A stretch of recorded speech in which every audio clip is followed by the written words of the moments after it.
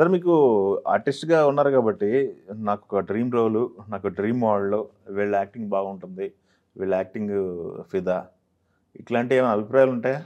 ఎందుకుండవండి అంటే అస్సలు సినిమాలో ఎంతమంది ఉంటారండి మనం అభిమానించేవాళ్ళు. మొదలుపెట్టండి ఎన్టీఆర్, ఏఎన్ఆర్ దగ్గర నుంచి మొదలు పెడితే సూర్యకాంతమ్మ గారు, యశ్వరంగారావు గారు, లేకపోతే రమణారెడ్డి గారు, రేలంగి గారు, అక్కడి అల్లు రామలింగయ్య గారు, ఇప్పటి వరకు మీరు చూస్తే ఎంతమంది మహామహులు, ఎంతమంది మహామహులు, ఎంత గొప్ప నటన, అవును, ఎంత గొప్ప వాళ్ళు, ఎంత గొప్ప సినిమాలు తీశారు, ఎంత గొప్ప డైరెక్టర్లు. అక్కడి నుంచి మొదలు పెడితే ఒకళ్ళ ఇద్దరా ఇష్టమైన వాళ్ళు కుప్పలు కుప్పలుగా ఉంటారు మనకి. చూస్తారా సినిమాలు? పాత సినిమాలని చూస్తుంటారా? అసలు నేను బాగా ఇష్టం నాకు పాత సినిమాలన్నీ చూడటం. ఓకే, నేను ఇప్పటికీ చూస్తానండి, ఇప్పటికీ చూస్తాను. మొన్నే ఒక పిక్చర్ చూసానండి, రేలంగి గారిది. ఏదో రేలంగి గారితో సంబంధం మాట్లాడడానికి ఇంకొక వేరే వాళ్ళు ఎవరో వస్తారు. వచ్చి ఆ సంబంధం మాట్లాడిన వాళ్ళు, మాకు ఇన్ని ఆస్తులు ఉన్నాయి, అమ్మాయికి మేము ఇన్ని ఇస్తాము, ఆ ఆస్తి ఉంది, మాకు ఇల్లు ఉంది, పొలం ఉంది, పుట్ర ఉంది, అన్నీ మాట్లాడుతుంటే, సర్లేండి బావగారు, ఎంత ఉన్నా ఏముంది, మాది మాదే మీది మాదే అంటాడు ఆయన. మాది మాదే మీది కూడా మాదే, మాది మాదే మీది మాదే అంటే చిన్న డైలాగ్. అసలు ఎంత చిన్న డైలాగ్ అండి అది. ఇవన్నీ పాత సినిమాల్లో ఎన్నో ఉంటాయి. ఓ సినిమాలో రమణారెడ్డి గారిని వచ్చి కోర్టులో భగవద్గీత తీసుకొచ్చి దేవుని ఎదుట ప్రమాణం చేసి అంతా నిజమే చెప్తాను, అబద్ధం చెప్పను అంటే ఆ మాడ్యులేషన్లో మారిపోయింది, మీనింగ్ మారిపోయింది. దేవుని ఎదుట ప్రమాణం చేసి అంతా నిజమే చెప్తాను, అబద్ధం చెప్పను అంటే చెప్తాను. అంటే ఇలాంటివన్నీ ఎన్నో నేను భలే ఎంజాయ్ చేస్తాను సార్. అల్లు రామలింగయ్య గారివి అసలు అబ్బబ్బబ్బబ్బా, ఆ చిన్నవి ఉంటాయండి, అసలు అద్భుతం. బురిపాలెం బుర్రోడు అనే సినిమాలో అల్లు రామలింగయ్య గారు నాగభూషణం గారు ఫ్రెండ్స్ ఒకప్పుడు. చాలా సంవత్సరాల తర్వాత రోడ్డు మీద వెళ్తున్నాడు అల్లు రామలింగయ్య గారు, ఛాయాదేవి గారు వెళ్తున్నారు. పక్క నుంచి నాగభూషణం గారు వెళ్తూ చూసి పలకరించే ఇక్కడ అని ఇంటికి తీసుకొస్తారు. ఇంతకీ ఏంటంటే వాళ్ళు అసలు బుక్కా పక్కీర్లా తిరుగుతుంటారండి అల్లు రామలింగయ్య గారు.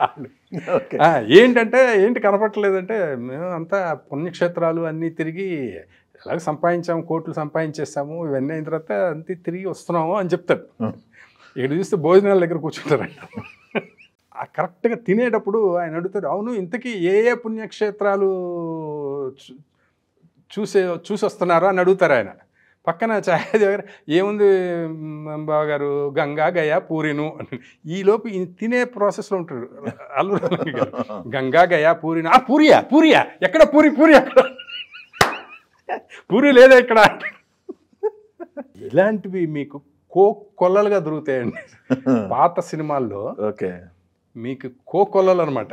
సూపర్ అండి, ఎక్సలెంట్. నేను అవి భలే ఎంజాయ్ చేస్తాను సార్. రోజు నాది ఇదే పని. ఈవినింగ్ అయితే నేను ఇవే. ఇప్పుడు ఒక సినిమాలో 2 జేళ్ల సీత అనుకుంటా, అల్లు రామలింగయ్య గారికి కోపం వస్తే హిందీ మాట్లాడతాడు. ఆ హిందీ ఎవరికి అర్థం కాదు. హిందీ లాంటి భాష.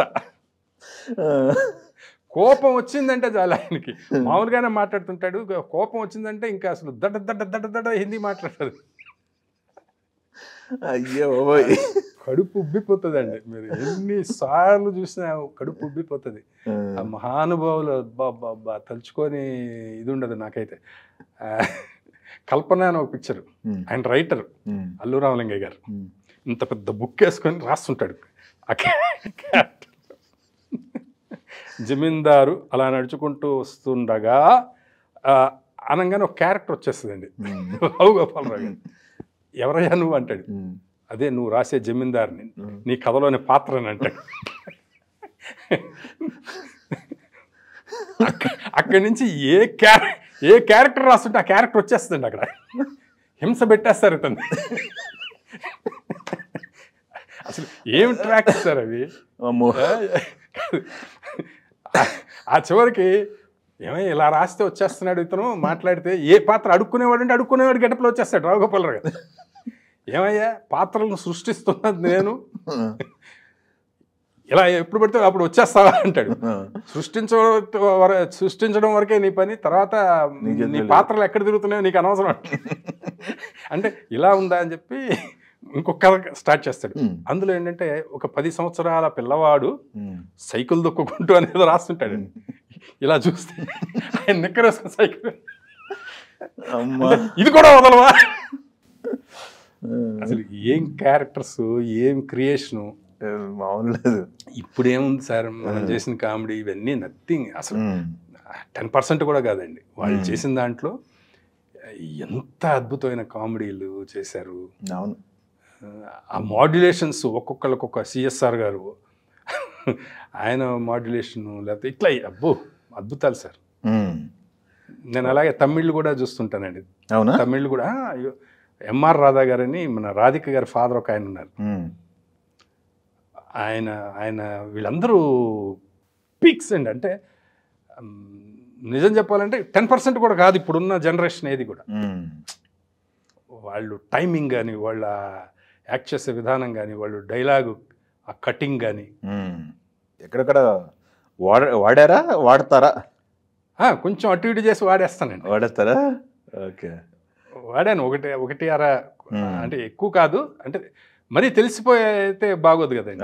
బాగోదు, కానీ కొంచెం అక్కడక్కడ కొంచెం వేస్తాను, మసాలా వచ్చేస్తుంటుంది బయటికి. అంటే మనకి ఇప్పుడు ఏదైనా ఒకటే సార్, మనకు ఉన్నది ఇంకోలాగా వస్తుంది అది బయట.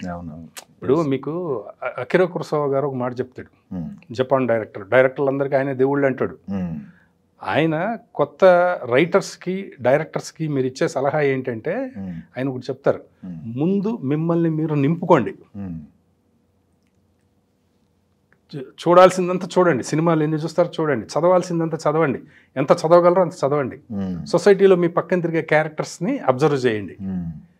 ఎందుకు అంటే మీరు ఒకటి క్రియేట్ చేసేటప్పుడు మీకు తెలియని ఏ విషయాన్ని మీరు క్రియేట్ చేయలేరు. అంతే కదా.